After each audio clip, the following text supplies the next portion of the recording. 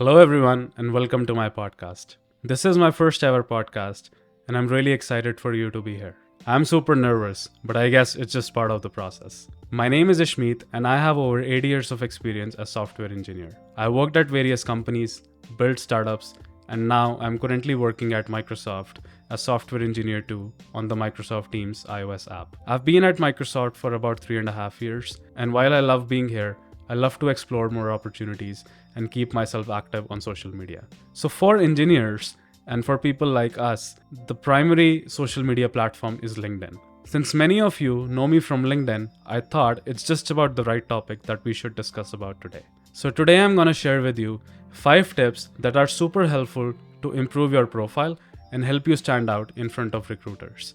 And make sure you stay till the end of the video for another bonus tip on how to improve your connections. Alright, so without any further delays, let's dive right into it. So first up, let's start with your profile picture and headline. So I see many people skipping the profile picture altogether or not having a professional profile picture. That's a huge mistake. It's the first thing that people see about you on LinkedIn. So you want to provide them a great impression when they first see your profile. So make sure your profile picture has a clear headshot with a clear background and it's professional and approachable. You don't want to smile too much. And please, no selfies. So after you have your profile picture sorted out, you want to focus on your headline. So headline is this area which shows under your name on LinkedIn. When you actually post comments on people's posts, this is the first thing that they see after your profile picture. So you want to make sure it's concise. It gives a clear picture about what you do and what you're looking for. So for example, since I work on Teams, I wrote that I'm an engineer working at Microsoft Teams, and I've scaled companies to 500,000 ARR and built products for 100 million plus users. And there's a call to action for my profile because I'm a creator.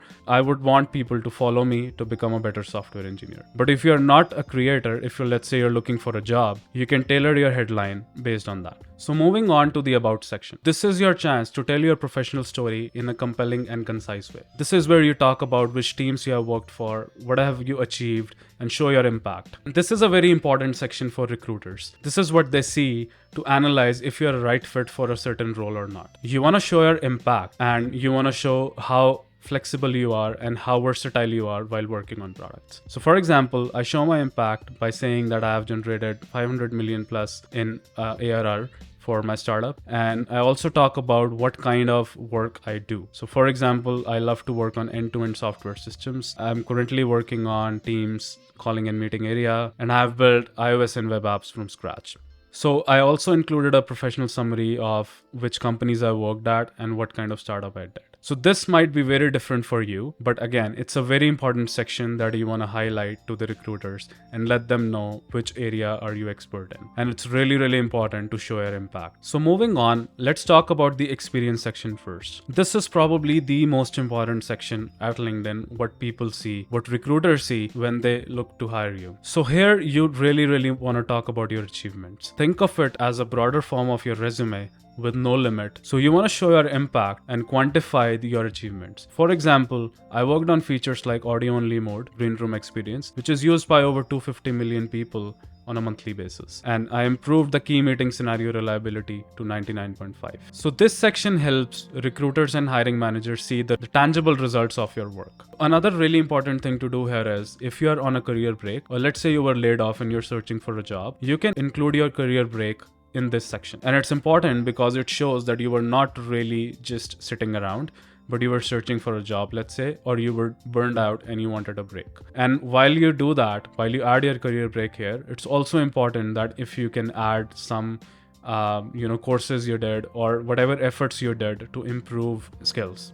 So next up, let's move to the featured post section. So this is a section where you want to highlight your best work, your best post you did, and how you engaged with the community. If you don't post on LinkedIn, I highly recommend you to start doing that. It shows that you are engaged with the community, and it also highlights your profile when recruiters are searching for it. If you are someone who's silent on LinkedIn, your profile might not be the first one to show up. And while engaging on LinkedIn, you also get to make more connections and learn a lot from your peers. So use this section to talk about your expertise or to show your best work. So for example, again, Because I'm a creator, I want to show how my post went viral, what kind of engagement I see on my post. This is a post I recently wrote that went viral and has about 3,800 likes and reactions, and I wanted to highlight this for the community. There are a few other posts that I did I really love and I want to talk about, so I highlighted them here. And one other thing that it really helps with is for people who are not following you or not connected with you, they can learn more about you from this section because they might not have a chance to go back and see the post that you did previously. So wisely use it and show your best work here. And last but not the least is your public profile and URL. So I recommend keeping your profile public because it's a job search platform and it helps build professional connections.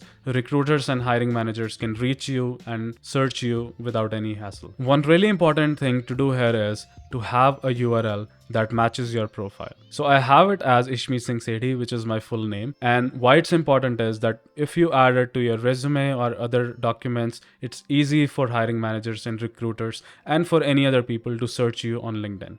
And this looks really professional rather than using just the standard one, which might have some random characters to it and it's hard to remember. So make sure you click on this pencil and edit the URL so it matches your profile. So this is it. Those are the 5 top tips that I really encourage you to follow to have the best version of your LinkedIn. And it will really help you stand out and help in your job search. But one second, I haven't forgot about the bonus tip. I really want to talk about that one thing as well. So how can you improve your connections on LinkedIn? So what I personally do is, if there's someone I really want to connect to, I would include a note with my connection request of why this connection would be valuable. You don't want to talk a lot about yourself.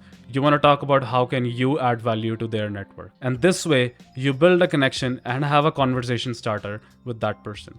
And once they accept your connection request, make sure you send them a message saying hi and maybe asking for a coffee chat. That's it for today's episode.